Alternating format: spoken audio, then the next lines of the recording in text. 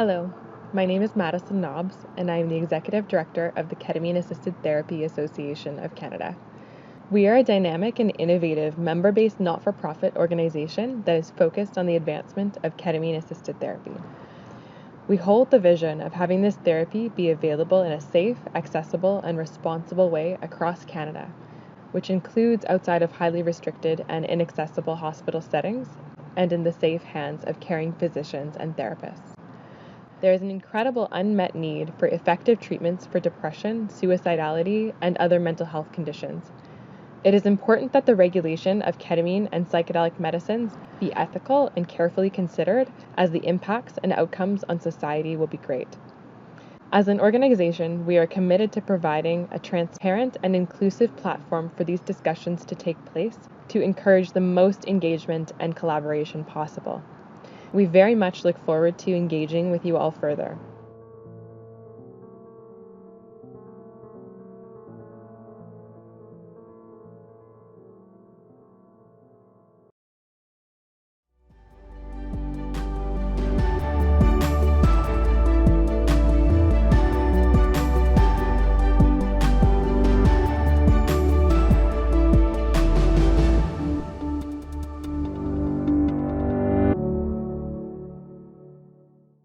Hello again, everyone, and welcome to the first annual World Psychedelics Day. My name is Shannon Spadilla. I'm the business advisor and spokesperson for World Psychedelics Day. I am very pleased to be your host for this last discussion of the day today about psychedelic feminism, the wilderness within. As you know, the International Psychedelics Awareness Foundation is a nonprofit organization welcoming collaborators and allies, upholding the values of sustainability, accessibility, diversity, and inclusivity. Any funds raised from this event, which is offered for free to you today on 6/20, will help offset the cost of production. So thank you again for being here all day, because your participation and donations make it all possible. And without any further ado, it is my great pleasure to introduce to you today's guest.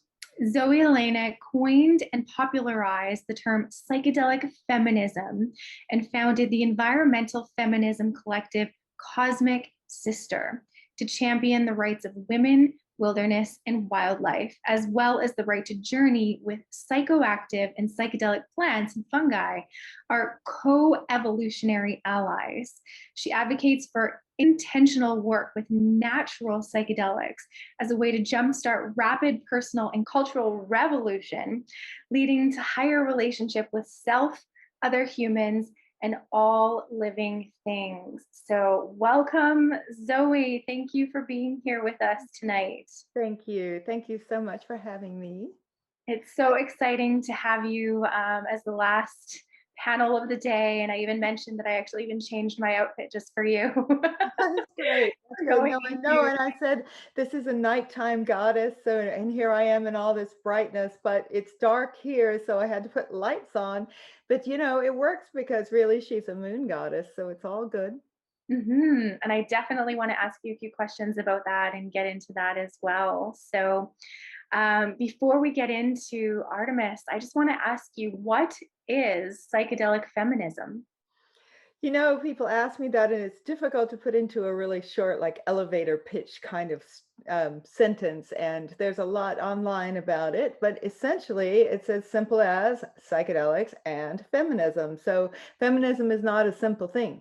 I mean, you can break it down, but to something that sounds simple, but really it's pretty complicated. We make up about 50% of the human population, females, and we do not have anywhere near 50% of the power. And by that, I don't mean power over, I mean the power to be part of the influence in society and how things go. And we haven't had that for thousands and thousands and thousands of years. So we're in what we call the late stage patriarchy. And by patriarchy, I don't mean any specific individual male. It's a system. It's a system that's been around for all that time. And as all late stage systems, it is cannibalizing itself. So psychedelics takes in feminism and says, okay, look, what are these evolutionary allies and how can they help us as individuals, and how can they help us with culture beyond ourselves. And you have to start with yourself, right? You have to start with yourself. But we are all, I don't want to say victims, but we're victimized by an abusive culture. So we carry wounds from that. We also carry cultural programming that is harmful to us. It's not all bad, but the psychedelics can really help us to really look at what and see things that we're hiding from ourselves, or really investigate things we kind of have an idea are there or really know we're there, and look at them in different ways and maybe even get beyond them. So beyond talk therapy, right? This is an ability, a chance to actually work on these things in the medicine space, specifically focusing on feminist issues. And again, the feminist issues don't change. A feminism is feminism, but feminism with psychedelics is this other thing. This is where we work with these plants on these issues, and hopefully males as well, and anyone on the gender spectrum, because we're all harmed by this. We're all harmed by a patriarchy that is abusive. So it's not just for females at all. And that's a lot of my message. So I hope, that wasn't really very short and succinct, but that I think you get an idea of that. And, the truth is that there have been psychedelic feminisms for as long as there's been oppression and psychedelics. But the movement needed a name, and so I gave it a name and I popularized the name. And it's been really fascinating to watch the women just kind of come out everywhere, all over the world. So it's been quite an experience for me, and it's not over. So that's psychedelic feminism in a nutshell. Well, feminism has always been important, but why is psychedelic feminism so important right now in the time that we're in? Well, any psychedelics for anyone is important right now, but for feminism, if you look back at the idea of this late stage patriarchy, okay, that's sort of a term from like they talk about late stage capitalism, right, as a system of capitalism that has become so corrupt. It's been around for so long that the imbalance has completely messed it up to the point of no return. It's like turned in on itself. So the same thing has happened with patriarchy, which it would be very easy to argue they're the same thing, which I happen to think that they are. So we're at the end of, hopefully, the end of patriarchy. We're at a point with patriarchy where it also has become cannibalistic. You've got people who are so sick that they're shooting people. You've got all these terrible things on the rise, sex slavery, you've got, violent crimes against women. Really, it's moved from just male supremacy, which is a terrible word, to misogyny, which is even worse. So, these are ugly terms. They're not comfortable terms. And again, it's like, there's not one man in the audience. If there is a man listening to this, it's not your fault. You didn't do this. This has been going on for thousands of years, but we welcome you as an ally, and please know that we can't do it alone. We're trying, we will if we can, we will die trying, but we need your help. So, with that, again, I'll say again, we are all harmed by the patriarchy, right? All people. A lot of males don't realize it. I've had a lot of conversations with some really intelligent men.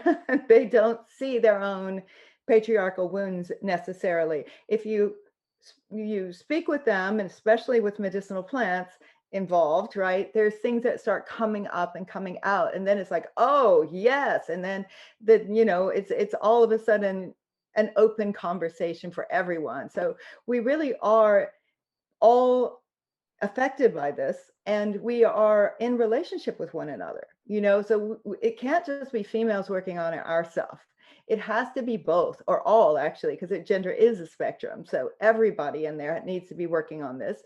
And in the end, the relationship it has to go beyond us humans. It has to go beyond you, me, our loved ones, our community, the community of humans on Earth, right? It has to go beyond that relationship to relationship with non-human living beings and the Earth itself. And if we don't go that far, not only is it game over, it also makes us the worst species on the planet. I mean, we look around us at this glorious planet that we have, and this miracle that we call life. The fact that we're alive is extraordinary, really. It's a privilege just to be alive, right?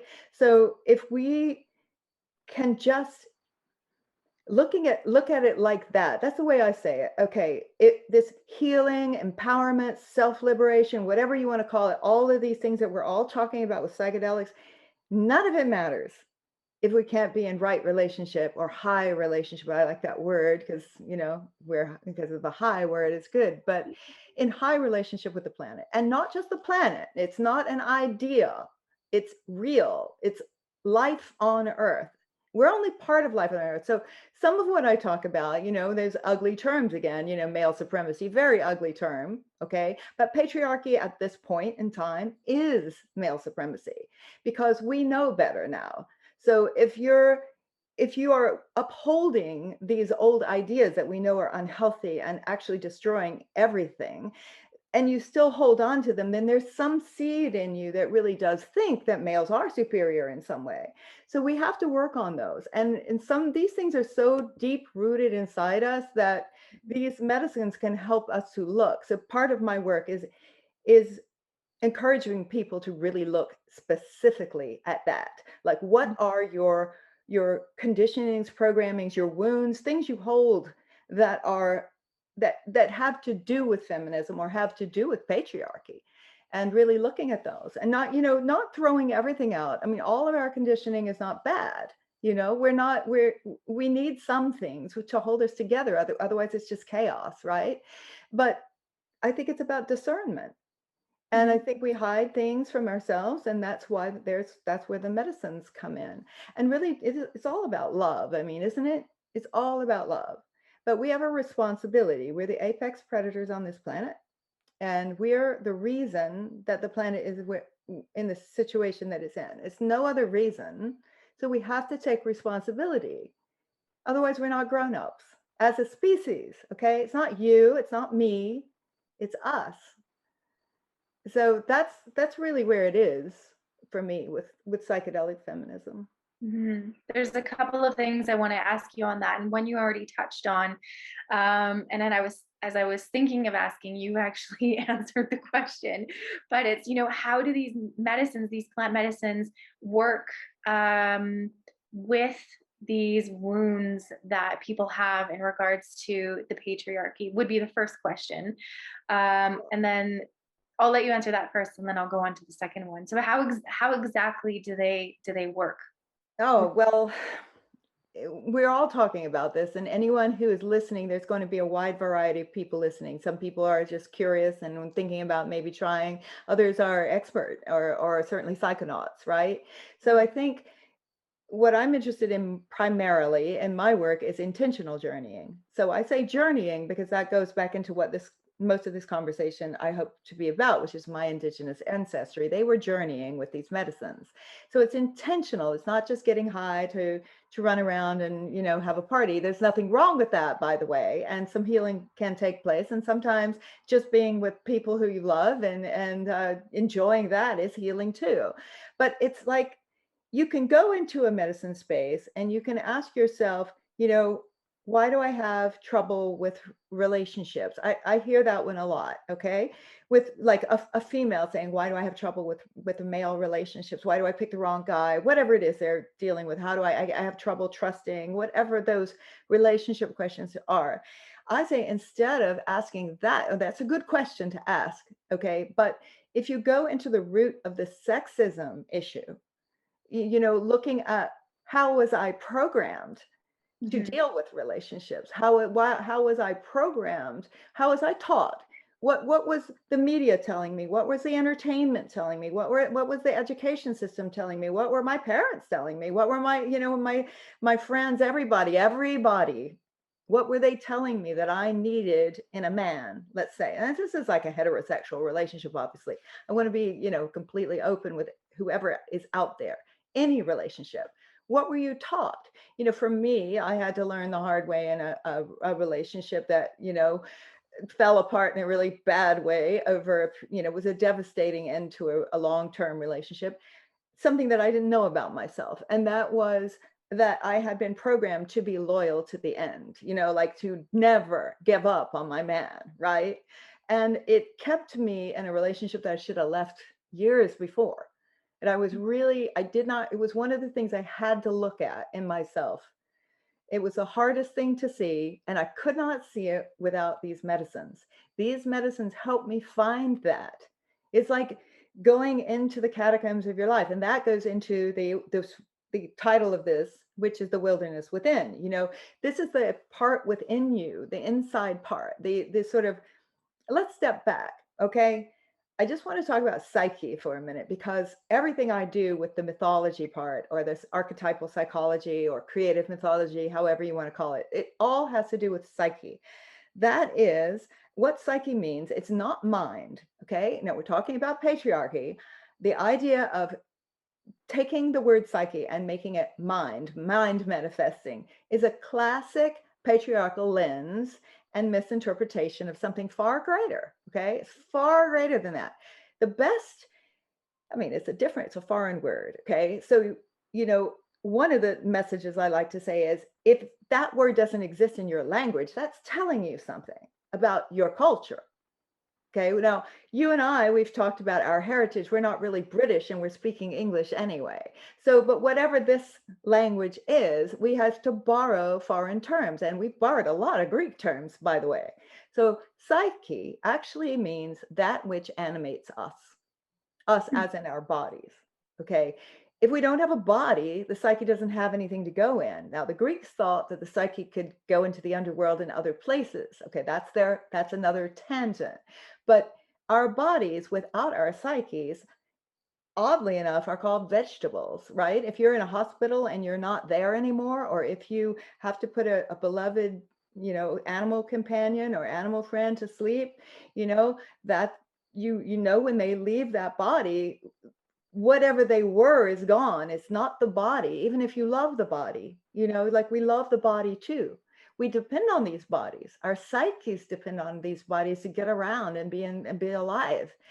So that is what a psyche is. It's not mind, it's not soul, it's not spirit, it's not heart. It's all of the above. It's everything that you are, and we're every single one of us individual. So that's psyche. So psychedelics is a wonderful word. I am Right? so glad. I'm so happy that you ended on this, because this has been a huge question through a lot of the panels today that we've been talking about. It's like, where is consciousness? Is it in the brain? Is it outside of the brain? And I just love how you're wrapping this up with explaining what psyche actually is, and that's absolutely wonderful. So And from there, you can go anywhere with it. You can ask all those questions. You can ask about reincarnation if you like. You can ask about where does it go, or where does it come from, but it's all. And in the Greek mythology, Psyche is also a goddess.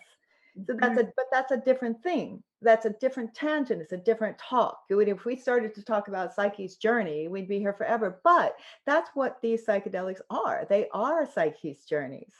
They're your Psyche's journeys. Well, I Right? do want to get into talking about some of the Greek mythology, because I know we could go on forever about questions with psychedelic feminism as well, which is tied into the next questions. But your tribal village is home to the Temeno, if that's how I say it. Seminole. Temeno, of the moon goddess Artemis, shapeshifter, protector of women, children, wildlife, and wilderness, and the goddess of plant communities and childbirth. So I would love to discuss your wisdom from this lineage, focusing primarily on Artemis and her psychedelic realm of Arcadia, which you call the seemingly infinite wilderness within, where the wild things are. So can we just start talking about this, and let's talk about the nature-based spiritual traditions that included women-led psychedelic ceremonies. Okay. So Yeah, let's start with that one. one thing about, there's a lot in that. Okay, so Temenal means temple, and it is an indigenous Greek word. There were indigenous Greeks, or I should say, there are indigenous Greeks. We're not dead yet. So if you look online, you're going to find Temenos a lot. It's the same word, but that's that's the later version, and they were, colonizers actually. Okay, there was a little bit more, there's question of whether they were quite as terrible, brutal conquerors as some of the other colonizers of more recent times, but they still were colonizers. Okay, so the original Greeks came up with the name Temenor. They also came up with a lot of these traditions, and they evolved over time. That's what spiritual traditions do. This is thousands of years. Okay, so we're living in North America, right? You're in Canada, I'm in the United States. This is all one great big place with this arbitrary boundary in between, right? That we drew between Canada and the United States. But it's Turtle Island. I mean, there were people here before we were here, or anything like the United States or Canada even existed, for thousands of years. So in Greece, you have to understand, it wasn't what you think of as Greece today. Certainly it was what Greece is today, the body of land, but it was also all of what is Turkey today and all of what is Italy today and more. Crete is really in, where the Minoans were, where the first civilization was, and that's in the Mediterranean Sea. They say that the Minoan civilization it's credited as being the so-called first true civilization of Europe. And I was talking with Chris today, my husband, Chris, and saying, it drives me crazy how it's the first civilization of Europe. Well, that's just too big an area. Europe is all of these other places in the north, and like the British Isles, and it's really more Mediterranean. I mean, the ancient Greeks had more to do with what is now Morocco and Egypt, those areas, more than they had to do with where the Vikings came from. Later they did. The Vikings got around though. But all these places way up in the north, or over in where Britain is today, or the UK, those places can be called Europe, but they're not. The Mediterranean is a better, I think. If you really think of this ancient times as right around the Mediterranean, it's more accurate, in my opinion. So the early Greeks, right? They had a really great language, and in fact, that language is a lot of the Latin. People always think Latin is Roman, right? Well, at least the first 17 characters, in my understanding, were from the indigenous Greeks. Okay, one of those words on a tablet that survived was Temenor. It's that early. Temenor being a sacred space. Now, interestingly enough, sometimes these sacred spaces called temenors are in wilderness spaces. They don't necessarily have to be in a teepee or a maloka or like in a cave, but they can be. But there was a particular interest in outdoor spaces, beautiful spaces. They could be even a clearing in a wilderness that you really loved, or a mountaintop, or somewhere that you hold dear and your people hold dear, and you designate that as a temenor, and it's protected. And I love that. I just think that's really beautiful. So there was a temenor, and as far as I'm concerned, it's still there. And it, like so many other cultures, was dominated by Christianity or another patriarchal religion. And it wasn't a fun thing. It was not. They liked it. This is something I learned from a lot of my indigenous friends here in Turtle Island and also in the South Pacific. They tried to erase us, right? They tried to erase us, they being these patriarchal religions. We did not convert. We were forced or coerced or both. And it was often pain of death. So that happened across the world. And it happened to the Greeks. Mm-hmm. So think about this from that perspective. Think about where my village is now. Keria, okay, is the name of the village. So Keriatis, Artemis Keriatis, is of the village of Keria, right? So it oddly enough means nut tree, which I think is kind of cool because I'm a vegetarian. And Artemis is a huntress. So I'm like, yeah, but our Artemis is maybe she's not a vegetarian, but I mean, nuts are very important. Tree nuts to vegetarians are very important. So I'm kind of digressing, but it is actually, there was a very important temple there. There weren't that many temples to Artemis at that time. The later one that's so famous, which is now in what's called Turkey, is this great big Hellenic thing with columns and everything. The women, the priestesses, if you will, came from my village to that village, and they went back and forth and trained. So ours was really a destination spot. It was an important village. But if you were to tell most of my extended family from that village, most of them won't know that. And they know about the caryatids. The caryatids were the priestess of Artemis. And if you go to Greece and you look at the Acropolis in Athens, which is semi near my village, not that close, but like it was a hike to get the models, the dancing priestesses for that temple. But those 6 dancing women that hold up the temple, they're called caryatids. Okay, that's how you'd pronounce it in the standard American, caryatids. Okay, they are they're our village Temino priestesses to Artemis. Does that make sense? Mm-hmm. So they're our claim to fame, and we all know them. We know them, we love them, we're proud of them. But then if you talk to most of the Greeks, they're Greek Orthodox, and so they start getting uncomfortable and they go, oh yes, but that was before we were, Christianized. And I find that really sad. And I don't mean that in a mean way to all my wonderful relatives, and belief systems are very tricky things. I understand that. But to me, I remember my papu in the village, my grandfather, he took me there when he was closing in on 100, and I turned 19 there in Greece. Oh, wow. Yeah, it was really sweet. And it was actually when they changed the name to Keria from Arakova. Arakova was the Turkish name. Arakova means the same thing as Keria, but in their language. And the Turks were really brutal conquerors and had Greece for about 500 years, or maybe a little less, but they were really brutal. So that was a big deal. And it's interesting. I think about it a lot. I've happened into, I know we're digressing, but I think it's important because a lot of this is also about the concept of what an indigenous culture is and how the conquerors change things and how they take over the existing deep nature-based religions or spiritualities, which is another thing I want to mention here. I'm not a religious person.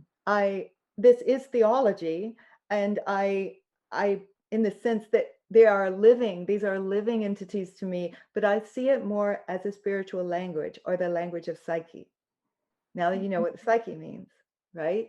So it's a language, it's a poetic language, and it's a language for human condition.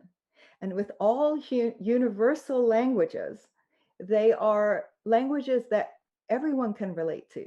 You don't actually have to know what Temino means, or what Keria means, or what psyche means to understand these languages. They're like mathematics or music or dance or visual art. There's some sense of it that you get. That's a universal language.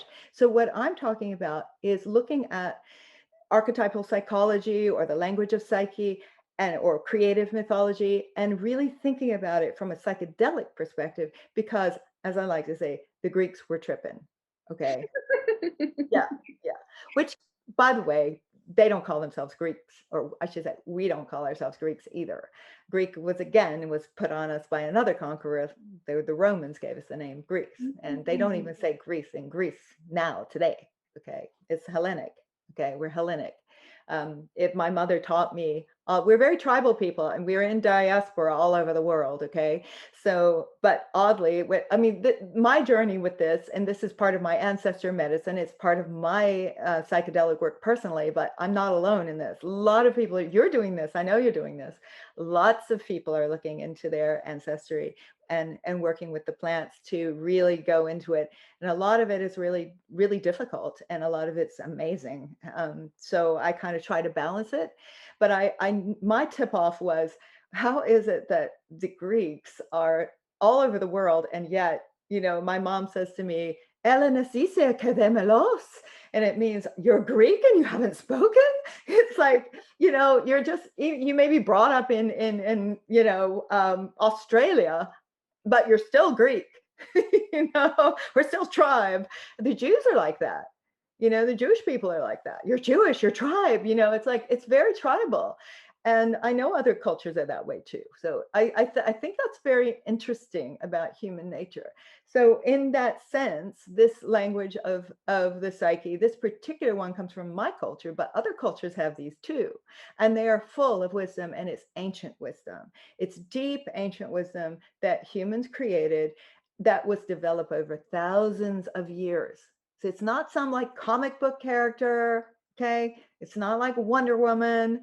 I mean, look, Wonder Woman, I'm not going to diss Wonder Woman, okay? But that is made by a man and is a comic book character.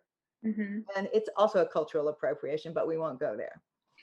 So, this is deeper. Artemis is deeper. Artemis is a very deep god. We don't have the goddess, I should say. We don't have the time to go into all of her and who she is, but she's an important goddess. And she is, she's ultimately, she's Zeus's daughter, and she's also Apollo's twin brother. So she's way up in the pantheon. She was one of the Mount Olympus goddesses.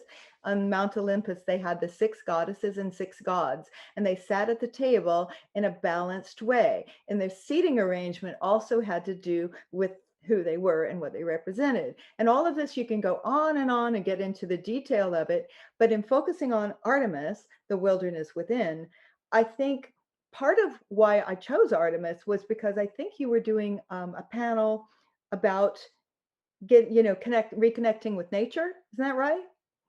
Okay, so that's what really got me, because here's the thing: we are nature. This idea of reconnecting with nature is a construct. People are talking about constructs a lot lately, and I think it's great. Gender is a construct. Yes, it is. Well, you know what? The idea that we're not nature is also a construct, and we love constructs. Human beings love constructs. But if we look at ourselves as a species and we say, I am a human being, I'm an animal, I am an animal species on planet Earth, then your perception will shift. We separate ourselves. We compartmentalize. This is something we do as a species. And, for people who aren't around other species and don't get a chance to really look and observe and think about it, and don't take some time to understand some basic biology, which is nothing but wonderful, and just really focus on, they talk about animal medicine. Well, sacred animal medicine in my culture means not only observing the animals, but becoming the animals. So we are animals, but when you really observe other species, you start to realize, okay, that's the individual. Like we have squirrels here. I know that's funny. It's like, are they really that important? But yeah, they're all around, and we know the different squirrels, right? We have squirrels that are really genius squirrels. We have squirrels that are kind of a bit more aggressive, but the squirrels are squirrels no matter what. There are some things that is just squirrelness, and there are other things that are individual squirrels. Well, we're the same. There are certain things that are human things, and certain things that are individuals, and maybe certain things that are because of our circumstance and how we developed, right?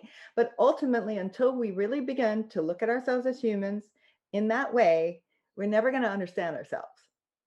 And that is the heart, to me, of working with psychedelics, is we're learning who are you personally. Know thyself, also Greek. Know thyself is still wisdom, but also know thyself as a species. Mm-hmm. Mm-hmm. And I know some of the people watching this will already know the answer to this, but can psychedelics help tear down that construct that we're separate from nature and that we're separate from each other? Yeah. And I think that's what really we're talking about when we say reconnect to nature. Again, that's a saying. I understand it. I do understand it. But yes, it is to tear down that construct and to realize that no, we are nature. We are nature. And that is also, it reinstates our wonder for all the other species. And if we've lost that, not you and I necessarily, but as a species, again, we've lost that. And I would even go further, and this comes back to the wilderness within, right? I think we're wild. I don't actually see us as domesticated. I mean, you're going to go, if you go online, you look at what does domestication mean, blah, blah, blah. You're going to get a lot of scientists talking about it and debating amongst themselves. Okay. And some people will even say that there are actual physical differences in domesticated animals. Okay, fine. That may be true. But I can tell you, I know myself reasonably well. I mean, obviously I'm always learning. I know that in my psyche, when I'm journeying, I'm wild. There's no doubt about that. Right? You're smiling. You know what I mean? It's an untamed area of human nature. And I would also say some of these, it's a terrible thing to bring up, but it's happening so much. These shootings that are happening, that's wild. That's a wild animal. It's a bad, sick wild animal. Maybe it's a wild animal it feels caged. If you take a wild animal and you put them in a cage, they don't do well. So I think that we are dealing with that as a species in a big way. And I think that we need to really take a good look at that. And I think psychedelics really help us to do that. And in a sense, they also can help us to, go into that wilderness and explore it and not be so afraid of it. People are afraid to see their wildness. I get that all the time. Oh, I'm afraid to lose control. Yeah, well, control is an illusion. Right? I mean, so for me, one of the best things about psychedelics is a reminder that control is an illusion, another construct, right? It's a construct. We're not in control. There's no control. Yeah. And is control really all that good? I mean, why are we so fond of control? Obviously, we need some of it, but here's an example. These are very basic cultural things, but boys shouldn't cry, right? Yeah. Control that emotion. Well, women are also taught to control our emotions. Don't do this, don't do that, smile. We're taught to repress, actually. And again, it's not all bad. You don't throw it out with the baby out with the bathwater, but to look at them, to explore that in yourself, really deeply explore what the programming is in you, and how is it helping you or is it hurting you? It's a matter of exploring, identifying, analyzing, discerning, and deciding, do I want to keep that? Is that a good thing? Like my dad taught me, leave the world a better place. I'm keeping that one, right? I mean, what do you think? You have one? Yeah, absolutely. Mm-hmm. Yeah. There are a lot of good programmings or conditionings. And again, that's not a very nice term either. People don't like that either. What do you mean programming? Well, that's like a computer term. Well, yeah, it is. Ever talk to a computer programmer? I mean, they set up rules. If then, so we do the same. And conditioning is very similar, but not quite the same. And it's everywhere around us. It's omnipresent. And we, as a species, have created that. So back to Artemis. She's not only the wilderness within, she's also wilderness. She is the wild goddess. If there is a nature goddess, it's Artemis. And there's also a nature god, Pan, but he is of her realm. Her realm is Arcadia. Okay. Arcadia is the wilderness. So what I thought was cool, and I have to say that I learned in creating, working on some notes for this particular thing. It was really fun and quite a privilege to dive into Artemis in this way. I knew that she was goddess of vegetation, but I was like, what is that? What is vegetation? Why not plants? It's not plants. If you look up the definition of vegetation, it is specifically a group or a community of plants that have grown wild in their natural habitat and are healthy and mostly undisturbed. Chris and I were walking our kind of like our day walk when we can. We have a little day hike in this gorgeous place, and it's June right now, and we have mountain laurels, which are native to the area, and they're blooming like crazy this year. Just gorgeous. Everything was lush. It had rained, so it was like the deep greens, every green you can think of, giant stones covered with moss, and then these darker trees and these lighter trees, and then these gorgeous flowers, white flowers everywhere throughout in the undercarriage. And I just thought, Chris, that's it. That's vegetation, right? So she's the goddess of vegetation, whereas like Persephone is the goddess of agriculture, right? Very different. It's very different. She's wild. She's the beauty of wild. Isn't that interesting? I learned that from this. So I didn't know that. I thought that was cool.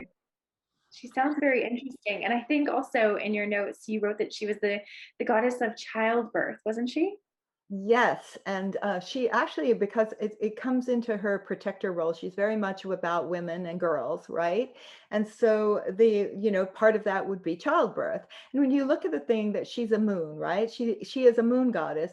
The moon itself is very much a feminine symbol. So when you look at archetypes, sometimes they're embodied in like a god or a goddess, and sometimes they're more of a symbol. And in this particular way of looking at this as a language as opposed to fairy tales or stories or legends, right? The moon symbolizes life in all its phases, and especially, usually, at least in this particular spirituality, it's a female. Okay, it's a female symbol. That doesn't mean that men can't relate. They can, but this symbol of the moon is the moon, but it's also Artemis. Artemis is the goddess of the moon, but the moon is also a goddess. So it's very fluid. It's a fluid, like, think of it like a paint box that you can paint with, or musical notes that you can compose with, right? It's more like that. So you take the moon and you take all the different phases of the moon, and you take them across the sky, which, by the way, is counterclockwise, interestingly enough. And the ancient Greeks wrote from right to left, not left to right. So when you look at it that way, you see the moon come up, and you see the new moon, the virgin moon, which is Artemis. She's the virgin goddess, meaning the maiden, or meaning the new person, the newness. Okay. And then it develops, or she develops, into all the way into the full moon, which is pregnant with life, which doesn't literally need to be a female pregnant. It can also be pregnant with an idea, or pregnant with, some kind of, the where you're, what am I trying to say? Like, something has come to fruition, right? And then it starts to go in the other direction. And there's nothing wrong with that. That's part of life. Nothing lasts forever. Things have cycles, the cycle of a relationship, for example, or the cycle of your life. And there are many, many cycles of this. This is an ongoing concept. It's a concept of sacred death and rebirth. And all of the phases matter. If you look at it from a psychedelic feminist perspective, you look at it from the perspective of the ancient Greeks, they saw the moons also as the fates. And the fates are Tychi, right? Tychi means, it's fortuna in the Romans. The Romans appropriated everything from the Greeks and changed the names. So, but we know the word fortune, right? As in your fortune. Well, it means fate. It's the same thing. Fate, fortune, was a concept, but was also a goddess, and was also three goddesses. Does that make sense? Like, sometimes you can see the goddess as one goddess, fate, and sometimes you see them in their different aspects: the virgin, the mother, the crone, sometimes also the child goddess, the girl, which I love. And then sometimes on the very end, when they're into the underworld, is the underworld queen, Hecate, the dark moon.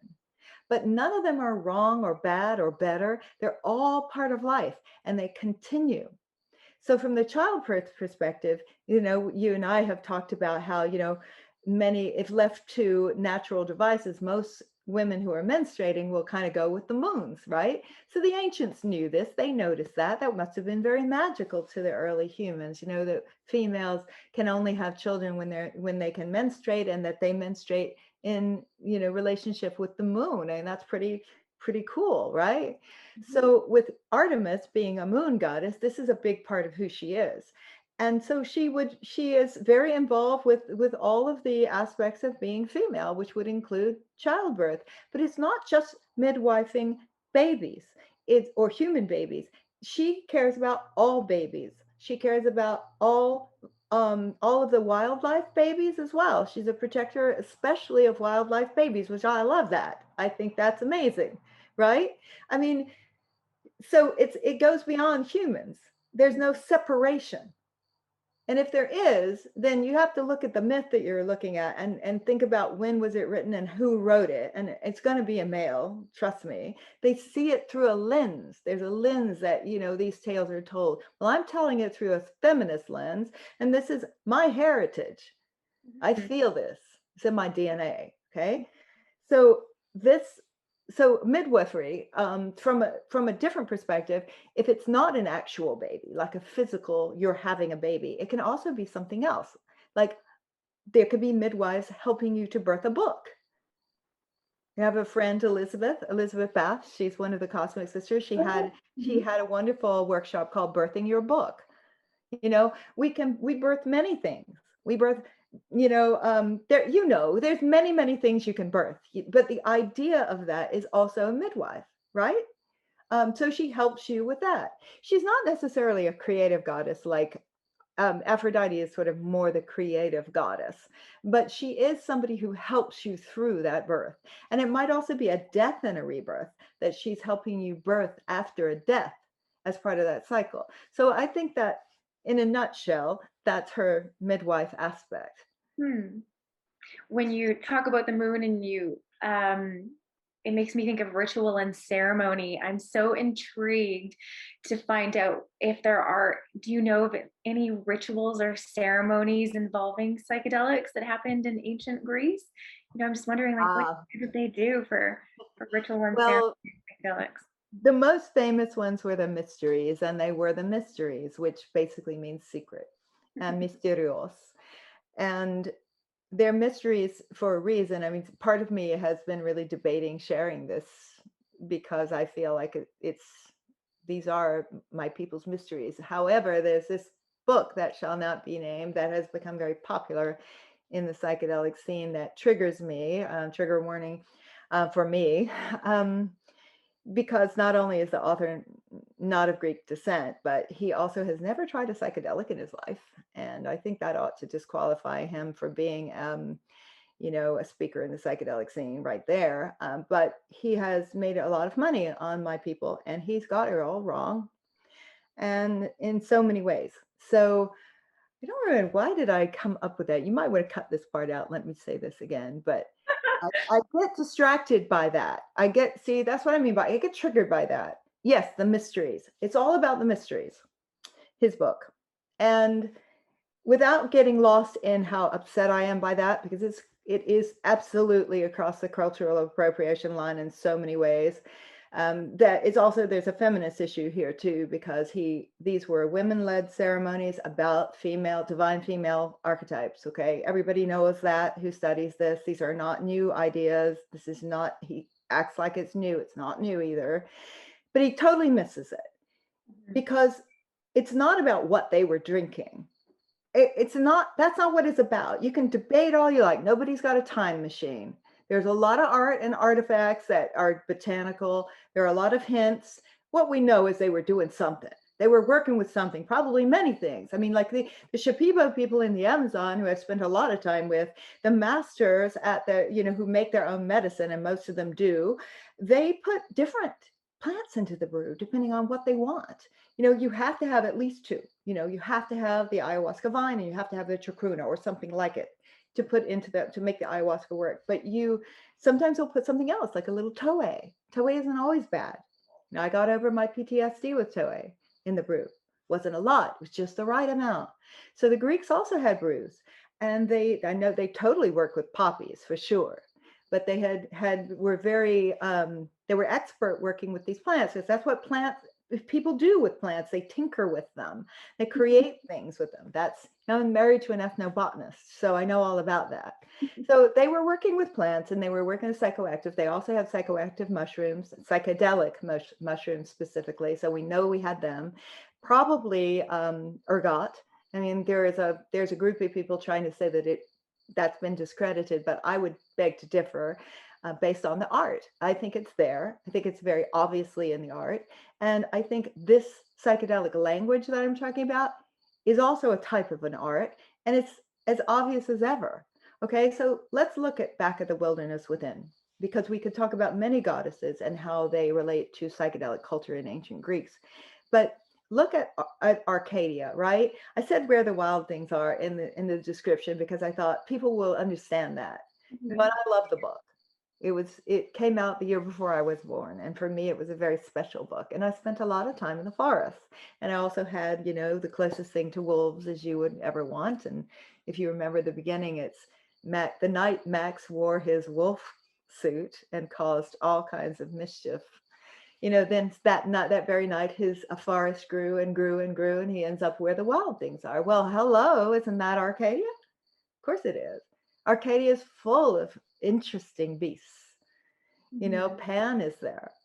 Dionysus ends up being there as well. He's Pan is Dionysus's friend, close friend. Centaurs live there, and anything you want to come up with lives there. So this is an area. This is like, okay, imagine this wilderness in actual space, like in real life, IRL. I think that's a hilarious thing, especially because so many things are virtual today. So IRL wilderness, right? Jungle, forest, terrains in the world, in the living world that we're on. Then imagine that there's also this realm of wilderness that lives at the same time. It coexists with that world. Both are Artemis's realm. Both are Arcadia to her. She's in and out. She doesn't have a border. That's a construct. So when you take a sacred plant of some sort or a fungi, and you allow yourself to open that up and say, all right, I'm going to just let this border dissolve. I'm going to go into that. I'm going to go into that other world. It doesn't mean you have to let go of this one either. It's all of the above. But it is a psychedelic space. And all of the myths, if you look at them from that perspective, it all works out. It all makes sense. And the more I look at it, the more it's there. And you could go on and on, like, okay, let's just say this. The mysteries that you asked about, the ones that are so famous, are usually about Demeter Kori. Now, Kori is the pre-creative state, right? She's the daughter of Demeter, the Mother Earth, right? Kori also means girl in Greece, Kori, or Koritsi, little girl, or Koritsi mu, my little girl, sweet, my sweet little girl, and it's usually with your cheek being pinched. So Kori, okay? Then she turns into Queen Persephone after she has her experience in Hades, which is also a realm ruled by a god named Hades. He's the only one who has a realm that is named after himself, right?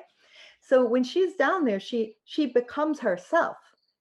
And that's another story for another time. But what's interesting about the underworld, which becomes her realm, Hades is the underworld, not hell, but another realm, another psychedelic realm, somewhat like Arcadia, but different, right? It's not the same. But here's how these goddesses, an example of how these goddesses or deities can overlap, okay? You've got Artemis as the moon. You've got the fact that she goes through the phases into the underworld as the moon, right? She goes into the dark moon, into the underworld where Queen Persephone it rules, right? That's her realm. So Queen Persephone in the underworld is not only for people who have died, it's also for people who are experiencing a death. Okay, it could be depression, could be, a coma, actually. It could be a very, very difficult grief. Sometimes I think our entire society is grieving in the underworld. I think there's an awful lot to grieve about, right? So, we have to pull ourselves out of there just to function sometimes. So that is where, that is another psychedelic realm, and is very much a part of psychedelic journeys, but it's a little different from Arcadia. See what I mean? Do you see what I'm saying? Like, if you're going into the underworld in a psychedelic state, you're going to be working on different kinds of things than if you're going into Artemis's Arcadia. Artemis's Arcadia is more the fanciful, wild rides that you have with psychedelics, and you see things. There's visionary states, and you're in this place of yourself where you're like, whoa, I didn't know that was there. And you're exploring and you're looking, and you find treasures. And you also find things that you can be afraid of. And that's all part of what it's about. It's about facing your wild, facing and exploring. Now, it doesn't all have to be bad, right? And this idea of it only always having to be a suffering or fearful is not true. You can have fun in there too. And people do. I've had some really fun visionary experiences. Have you? I've definitely had many different experiences in altered states of consciousness, a lot of them without psychedelics Mhm. as well, just traversing the different states. And I find all of this so interesting, and there's so much to it, this Yes. Greek mythology. And I'm wondering, why is it important for us to reclaim this? There are a lot of reasons that I keep going back to ancient wisdom, again, like, and something that I'm hearing a lot in the field, the psychedelic fields, is indigenous wisdom, right? So much has been lost. I'm I'm very grateful for how much was kept and how and rediscovered of the Greeks, and because people are fascinated by the Greeks. And it's a fine line between cultural appropriation and helping us to keep these things alive, right? So there was a lot of beautiful language and a lot of written language and a lot of art. A lot. I mean, the Greeks were prolific, right? And over thousands of years, and working with psychedelics. So everything, it was part of their lives, okay? So psychedelic culture, right? So you look at that, it's deep because psychedelics are deep. And we're, as a field, as a community, the psychedelic community is a pretty damn deep community at best, I think, and very, very creative. So that's what I think of when I think of the psychedelic renaissance. I mean, the 60s countercultural revolution was a renaissance too, but all of these we're very, very, very young. And when we think about the 60s, that's within my lifetime, barely, but it is. And whereas the Greeks are thousands of years ago, or whatever culture, whatever indigenous culture you're looking at. And many indigenous cultures work with psychoactives or psychedelics. Sometimes it's not psychedelics, but psychoactives can really get you there too. You can work with kava, for example, in the South Pacific. It is definitely going to alter your state, and it will help you work with things and find things out about yourself. It's often they often work with it as a way to, if two people are fighting and can't make up, then they're given kava and put in the nakamal, which is like a kind of a cave-like building with the chief and sometimes the tribe, but only the men. And they have to sit there and work their shit out. Huh, And the kava helps them do that. Because apparently with kava, you can't hate. interesting. Yeah. So these these substances have been used all over the world. So when you think of indigenous wisdom, that's tricky. Okay. So I like ancient wisdom better. And it is wisdom. And it's like we haven't changed that much as a species. We're still human. The I'm not saying that these gods and goddesses were perfect in ancient Greece. I mean, you can actually look at it as history as well, or her story, as it were, and really look at how patriarchy took over just in the span of time that there was the early Minoans, and then the later Hellenic Olympians. And then at the very end, they fell apart. So they were a late stage patriarchy, let's face it. Even though they had goddesses, they still became a late stage patriarchy. And as soon as they did that, they weakened themselves and they were taken over by the Romans. It happened very quickly. They had Mhm. become decadent, and they created one of the crazies who had to take over the world, Alexander the Great.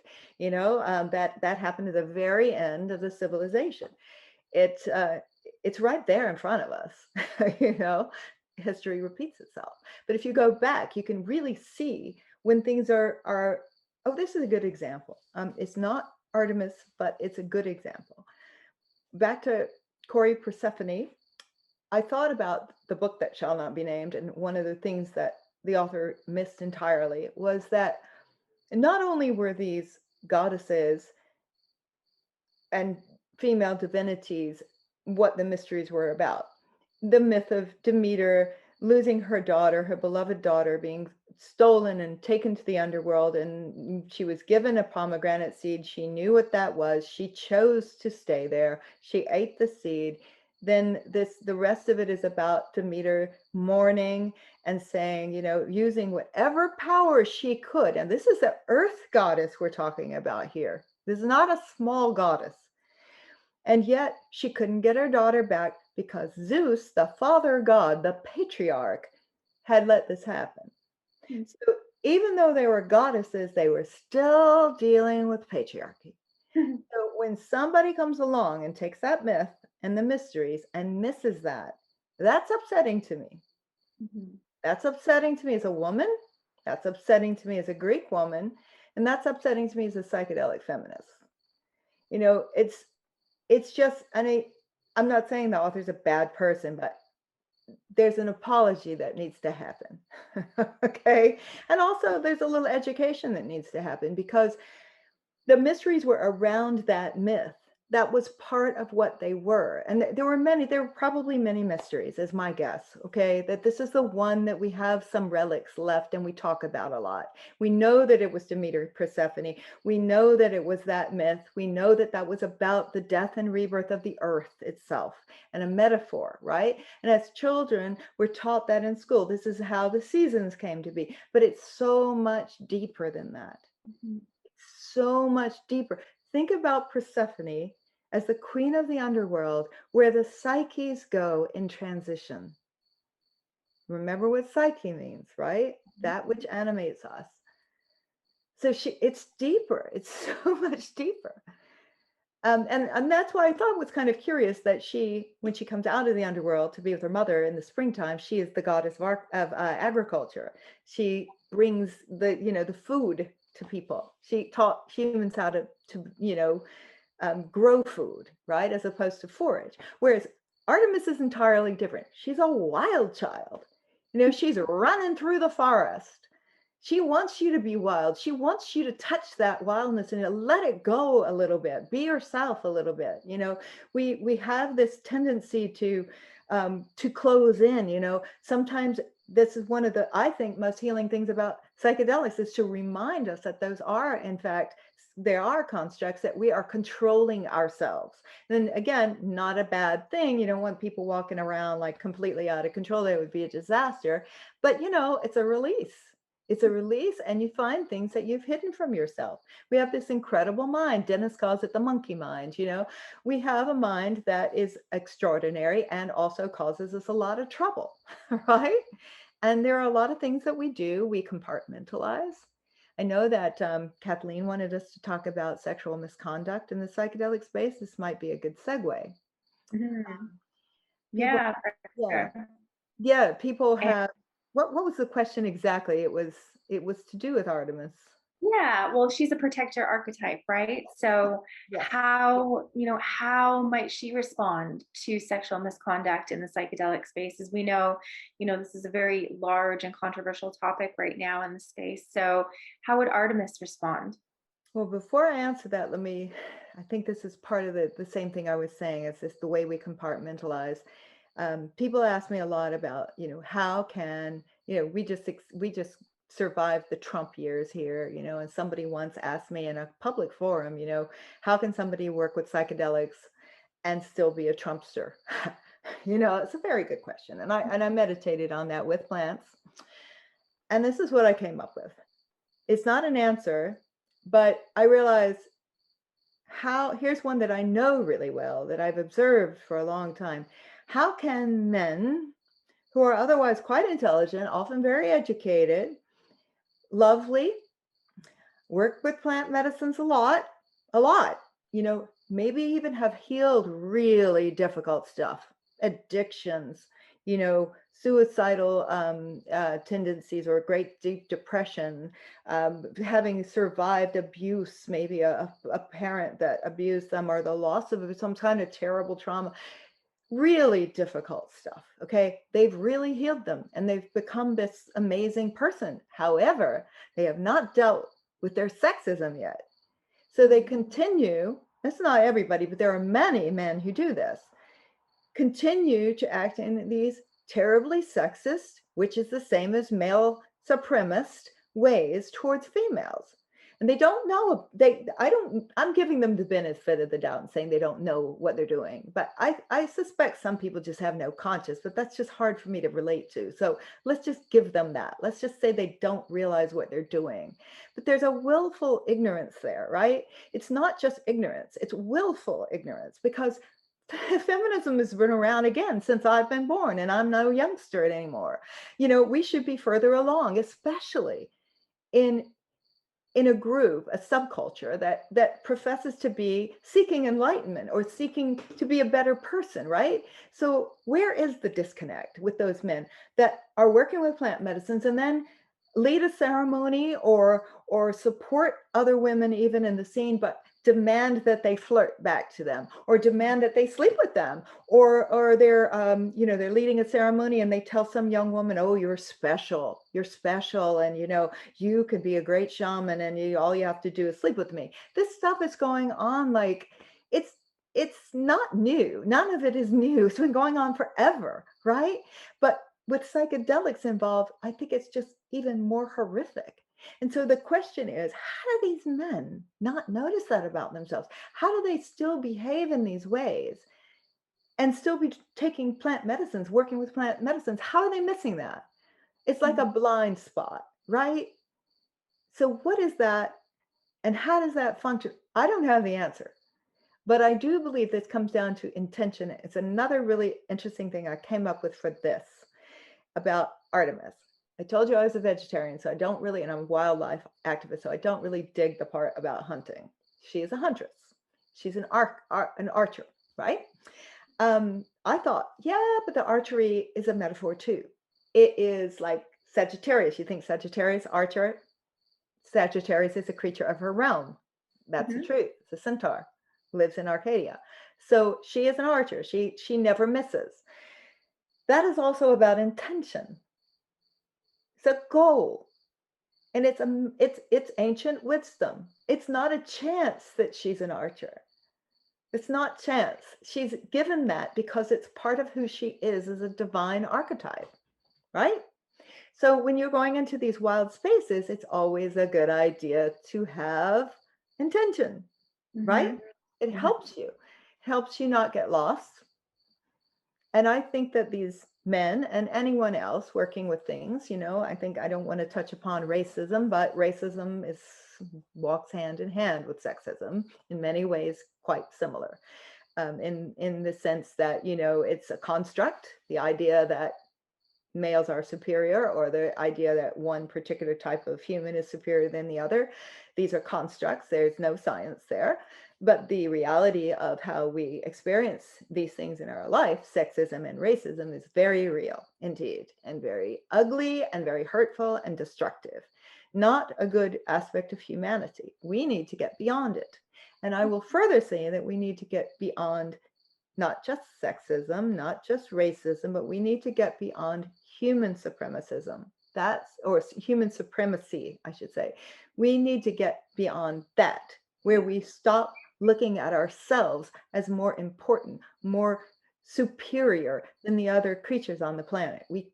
That's where we need to go. But we haven't even gotten to where we can get along ourselves yet. Yeah. So I think that this blind spot is really important in our field right now. And I would really love to take some men who are willing to look at this kind of thing in the medicine space and just kind of explore it together and see, what can we do to help you to see? Because, females, we have looked at this a lot because we deal with it every single day, right? We know what it is to develop an eating disorder and why we do. We know what it's like to, if you're halfway attractive, to be constantly stopped on the streets. I mean, really. I remember that. I'm not so old that I don't remember that. It wasn't fun, actually. And it was also scary. I had policemen stop me, in their cars. And that was scary to me. And I had to create ways to get around that, like act really stupid, like, oh, yes, nice to meet you, whatever I could do to get them to leave, There are dangers that we face as females. There are injustices that we run into. There are doors that are closed. There are judgments that are made. We're treated different. We are treated as less than, okay? We know that because we live it. And so for us, it's a different experience working with sexism in the medicine space.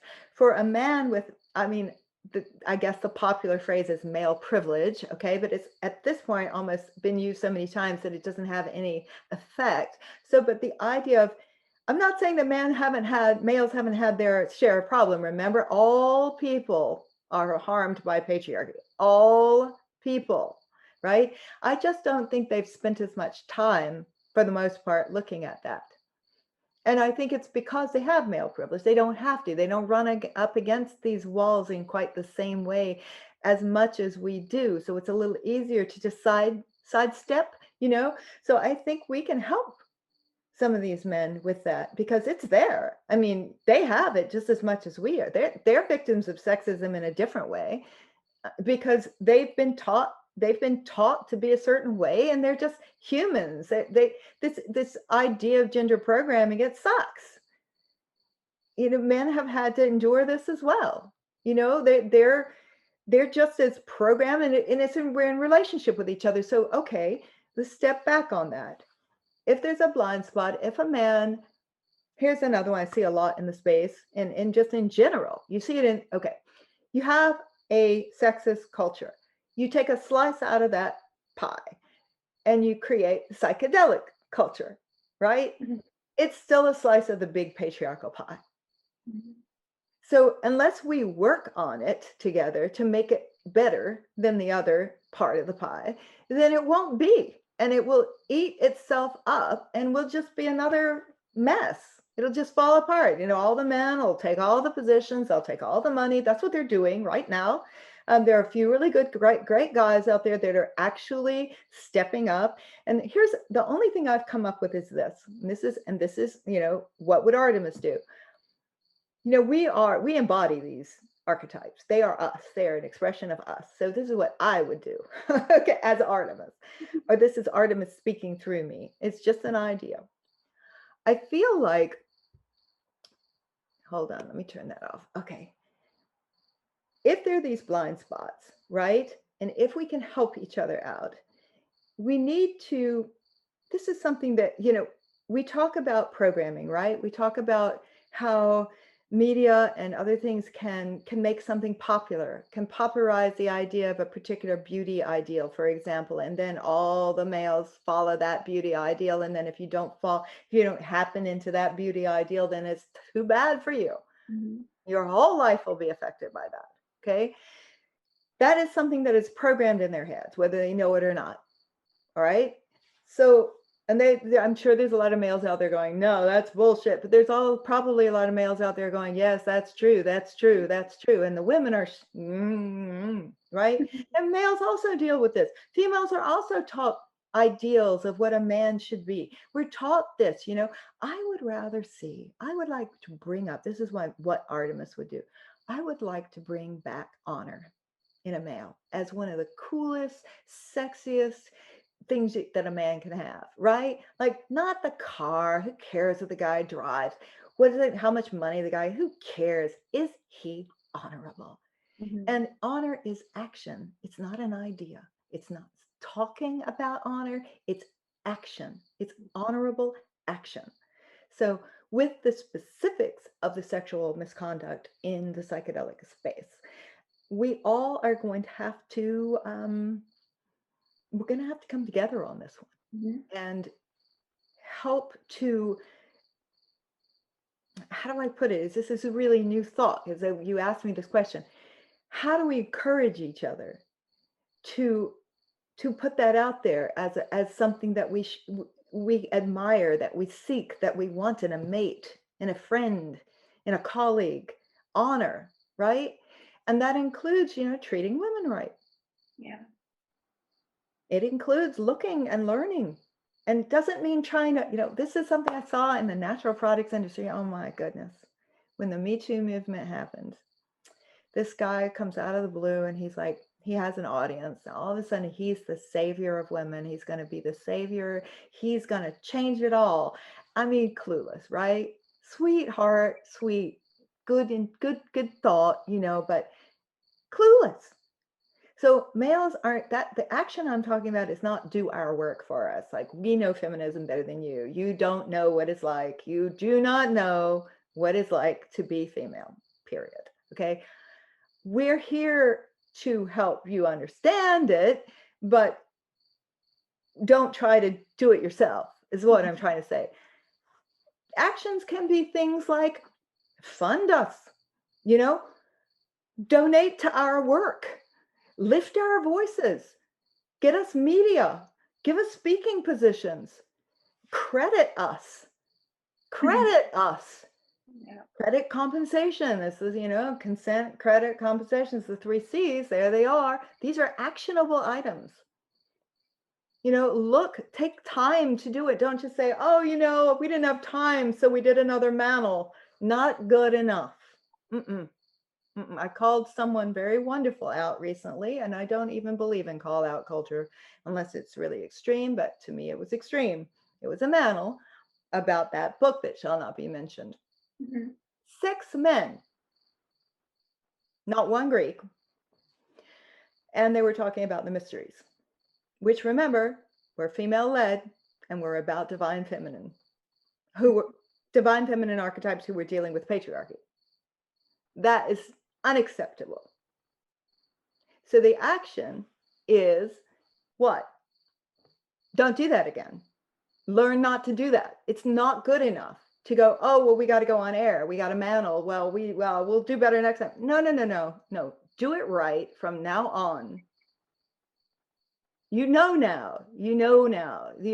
It's like, that's what the willful ignorance is.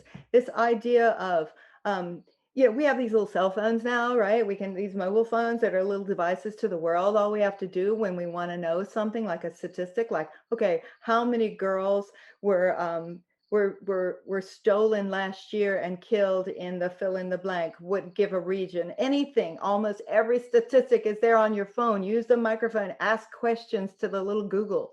You'll get all the information you need. Go down that rabbit hole, read, listen to podcasts, learn. If you're not learning about this stuff, you are willfully ignorant. That is an action. And character is action. I'm going to go into that because Greeks were also very early in what we know as theater. And any character in any kind of theater, and theater is like the big art form that has all of the other kind of storytelling, performing arts in it, right? So like with writing, there would be a novel or poetry or lyrics. These are all writing. So theater involves all of those kinds, TV, film, etc., right? What they all have in common is usually a script and characters telling a story. And those characters have different given circumstances in their lives. And those things are what happens, how old are you? Where do you live? What happened to you in your life? Your given circumstances, just like we do. We have that. I live in Massachusetts. I'm married to Chris Killam. I am almost about to turn 57 years old. My mother and father live in New Zealand, way on the bottom of the earth, and they're ancient and I can't see them. These are my given circumstances, but who am I? My character is my action. That's who I am. So I'm putting it out there as Artemis, and she's a tough cookie. She loves men, but she has very strong boundaries. She's Aphrodite would do it differently. She would go about it very differently with the males. But Artemis would be like right at them. She's not afraid of men at all. She loves them, and she has a very good relationship with her father, who's the head honcho, and she has an excellent relationship with her brother, who is also a head honcho, but a sun god. There's father gods and sun gods. Apollo is a very, very important god. And I know that I also mentioned this, and I think this is really relevant, and it's kind of funny how it turned out to be now that I brought it up. We talked about the moon and Artemis being the moon. She's the twin sister of Apollo, the sun. Okay, another metaphor for sacred death and rebirth, and also infinity. When you take the sun and the moon, the circles, and you put them together, they make infinity. Okay, the day and the night, and the day and the night, and the day and the night. So they're really wonderful together and separately, and they're close. They're close twins, a brother and a sister. So Apollo, interestingly enough, is the only deity who came to the aid of one of the most devastating myths about rape, sexual misconduct, which was Medusa. Hmm. And Medusa is a long story for another time. But what most people don't realize is that at the end, when she had the snake, the head of the hair that was turned to snake, and she would turn men to stone because she was a rape victim. This was a metaphor for turning. She was traumatized. It was called a curse, but the curse was that she was traumatized and raped, and that it was the patriarchy that allowed this. This is another Zeus thing. He allowed one of his other brothers to rape her, Poseidon. And he allowed Hades to abduct Persephone. He allowed it, like he can allow it. This is another problem with having somebody at the very top that's all powerful.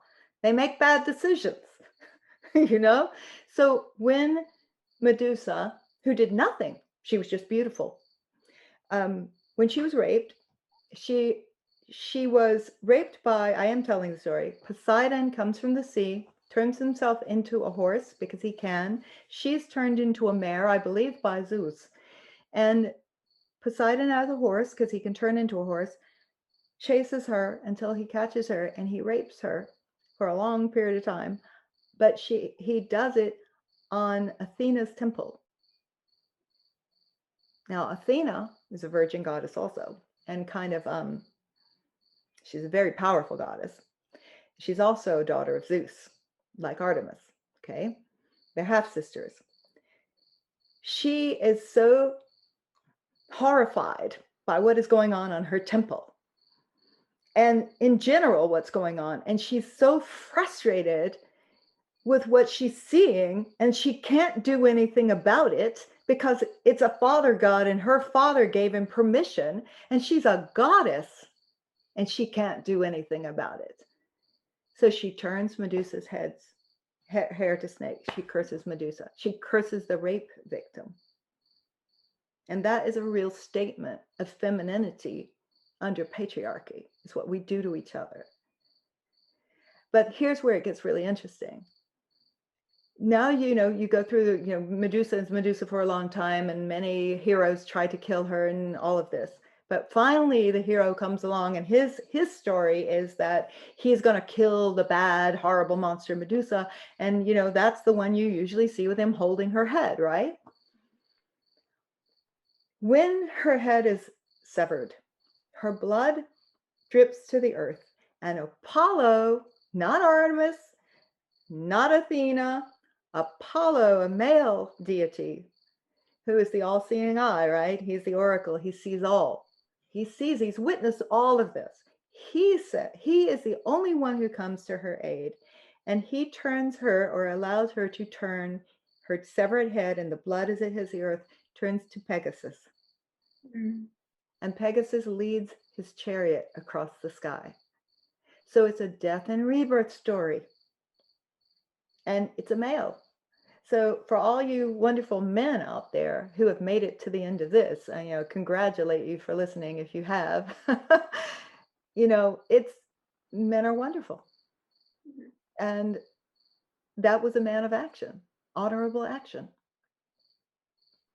It's doable. We need you. We need your help. Please help us. Mm-hmm. Wow. Well, you answered pretty much all of the questions I was going to ask anyway, and all of that. So thank you. And such important topics. I have one more thing I want to share. Yeah, no, keep going. To keep it short, but I just thought this was the coolest thing ever, because this is going to air on summer solstice, which is Midsummer Night. Okay. So I was in the theater in an early part of my life, and I would say that Midsummer Night's Dream is my favorite Shakespeare show.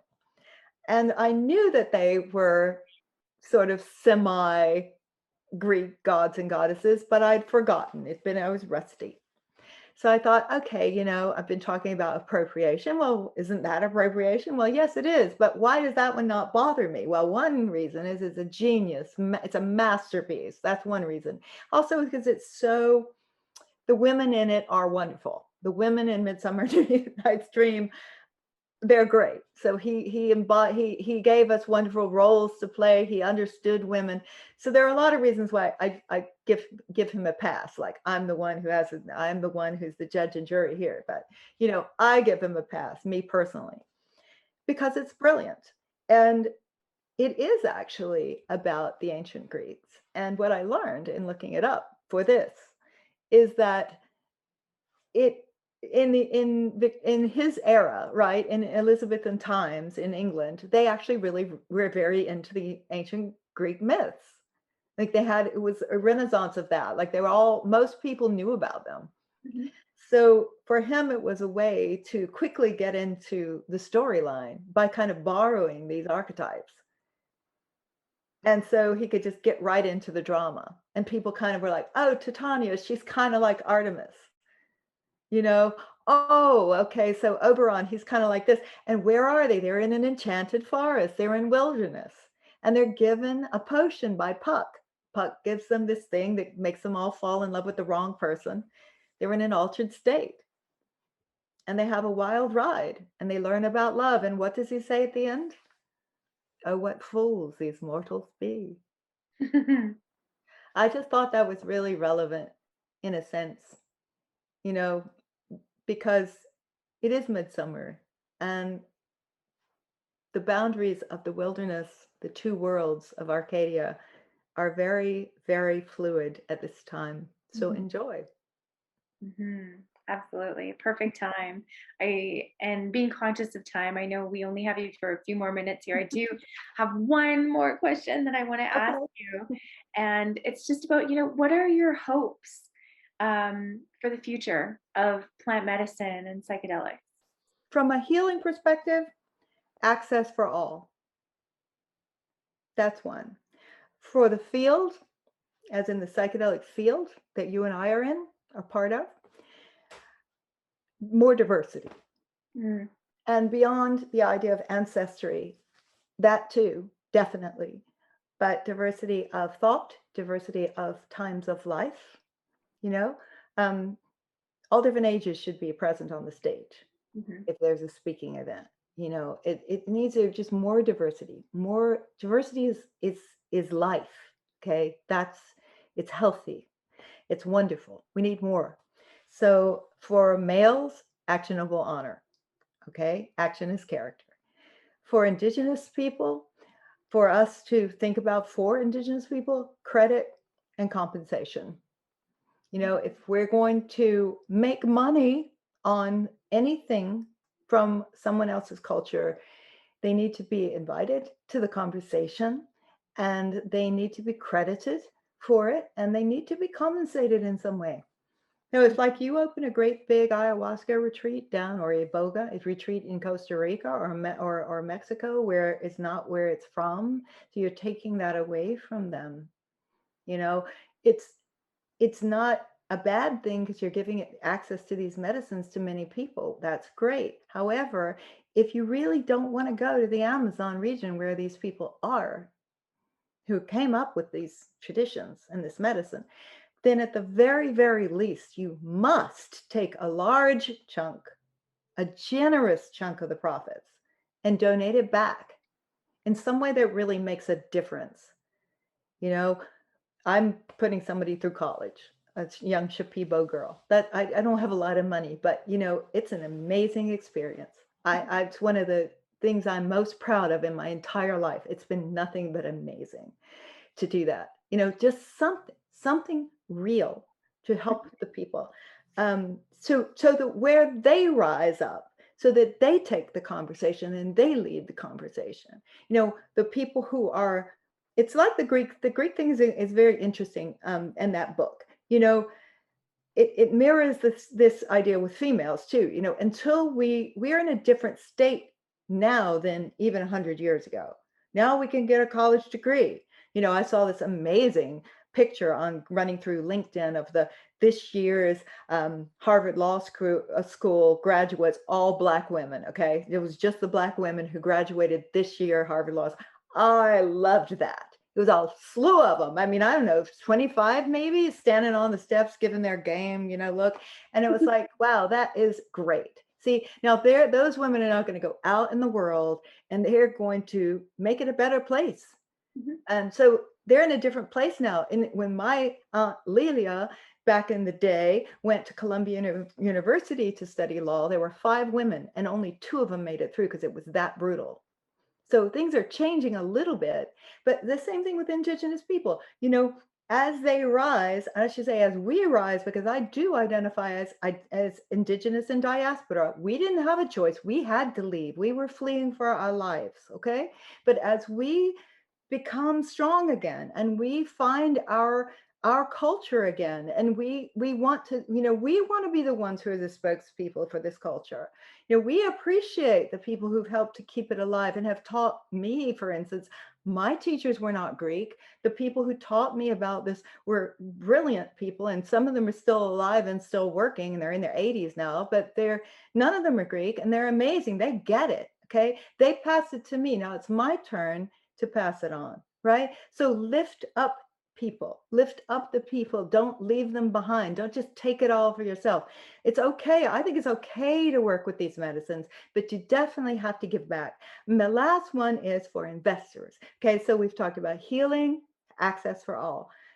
For the field, more diversity. For Indigenous people, credit, compensation, a seat at the table. Okay, make the table bigger if you have to, but keep on lifting their voices. They're part of this. And investors, educate yourself on all of the above. Please, please, please, before you fund somebody. Please. If you're just coming into psychedelics and you see it as a way to make money, this isn't a normal situation. This isn't like high tech. This is psychedelics we're talking about. It matters. You need to educate yourself on all those things. Otherwise, you can do damage without even knowing it. It's wonderful. Money is wonderful. There's nothing wrong with money. I don't have a problem with money. It's just currency. It's energy to do good with, right? But I'm seeing an awful lot of people just sort of running into it, thinking that it's the next big thing to make money on. And I'm seeing people funded that have no business being funded. And it's not about whether they're going to lose their shirts or not, which they might, but it's more about, and it's not about me either. But it's about funding things that could be harmful, actually. Yeah. There's a responsibility here. We are talking about sacred medicines, and we are talking about people's very, very intimate journeys with themselves. So these things. I'm not, and you know what I'm talking about. But so I would say that. Thank you for, to the people who are investing, thank you. We need you. We appreciate that. We can take this to the next level. Please educate yourselves. And if you need help, reach out. Not just to me, but to others who've been, part of making this something that you might want to invest in the first place. We built this. So, ask us what we've learned. We've learned from doing this too. And tripping once is not, you're not an expert if you had one amazing plant medicine experience. Have another, just one more, and see how much different it is, the second time. And then multiply that by however many times. It's this deep medicine. This is not, how many people have you heard, I had this amazing experience, healing experience, and then fill in the blank. I started a center, I did this. It's not a bad thing. It's not bad, but it is, you're not an expert if you have one amazing medicine experience. You don't know things. And when you're talking about ancient wisdom and traditions built over hundreds or thousands of years, the people leading those ceremonies and making those medicines, they know things from experience. And, I can't talk to you all about that tonight, but, I watched a young woman in an ayahuasca ceremony leave her body for most of the night, and the people walked her around the Maloka trying to get her back in her body. And it got really, really freaky for me. It was very hard to watch. And you know what? The shaman or the healer, he's a mestizo shaman in the Amazon. He knew what it was and he wasn't worried about it. Yeah. He'd seen it before. He knew what to do.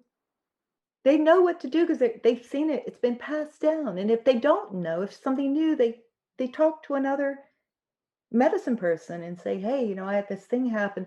It's like we have to really appreciate that they've been working with these things for a long, long, long, long time. And what I wanted to share tonight was just a little tip of the iceberg from my ancestry and how these are people who worked with psychedelics for a long, long time. And this language was in part to help people work with medicine. Hmm. Do you see what I'm saying? Well, we've covered a lot of ground tonight, and you have so much wisdom to share. So thank you so much. I feel like we could stay up all night since this is, the last panel of the night talking. But I'm wondering if you have any final words to share with the audience for World Psychedelics Day. Well, happy World Psychedelics Day. It is a global movement.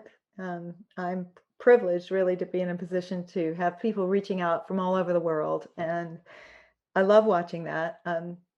We're lucky to be where we are relatively safe working with these medicines. But I guess, I want to leave it on a positive note, but I also want to say that there is such a thing as a backlash, and I'm a little concerned with that. We have to behave well.